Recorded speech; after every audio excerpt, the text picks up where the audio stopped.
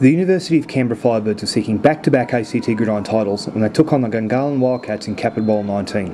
After stopping the Wildcats' offence, the Firebirds scored on their first possession of the game, running back Jeremy Milne capping a 4-play, 53-yard drive with a 34-yard touchdown run.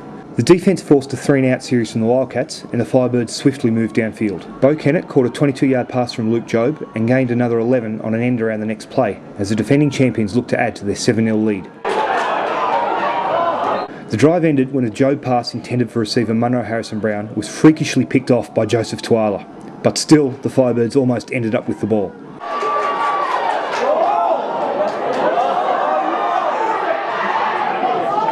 It didn't matter as the Firebirds' defence, which spent most of the game in a nickel formation, had the Wildcats' measure as the first quarter ended.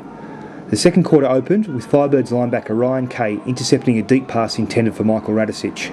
The Wildcats got the ball back after an unsuccessful Firebirds drive, but on the first play, Scott Walker picked off a pass, returning the interception to the 32-yard line.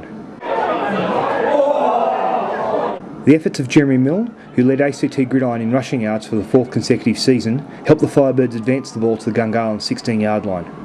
But on this second down play, Milne was tackled for a 1-yard loss and injured his ankle, knocking him out of the game. Backup Ian Lanham made the tough yards to get the ball down to the 4-yard line, where Luke Jobe kicked a 29-yard field goal for a 10-0 lead. Gungahlin responded with an impressive drive into the Firebirds' red zone, but Sinclair Chick and Brendan Morrissey forced a fumble, and Murray Coffey recovered to end the threat. Quarterback Jobe found some cheap yards up the middle on the next drive, but he was stripped of the ball and the Wildcats had one more chance before half-time. But the Firebirds' defence was up to the task, holding on to the 10-point lead at the main break. Lanham started the second half with his 26-yard run on the Firebirds' first play.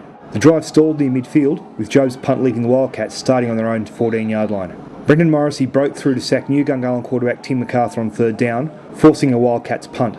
Punter Huneet Dinser fumbled the low snap and was shoved out the back of the end zone for a safety by defensive tackle Matt Marshall. The safety extended the Firebirds' lead to 12 points.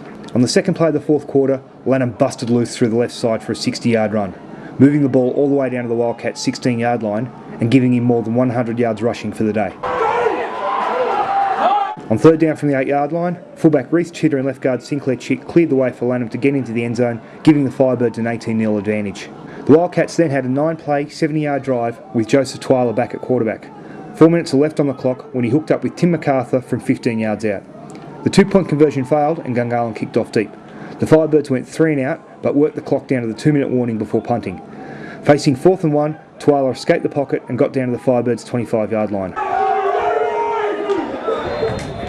On third down with 51 seconds left, Tuala threw his second touchdown pass of the game, this one to former Firebirds junior Mark Burridge. Simon Reardon ended the Wildcats' last hope by recovering the onside kick, and all the Firebirds had to do was take a knee to claim back-to-back Capital Bowl victories. Ian Lanham was named Capital Bowl MVP with 160 yards and a touchdown on 18 carries to go with 3 solo tackles from the free safety position. All that remained for the 2011 Firebirds was to celebrate an historic 10-win season and the club's 6th championship in 7 years.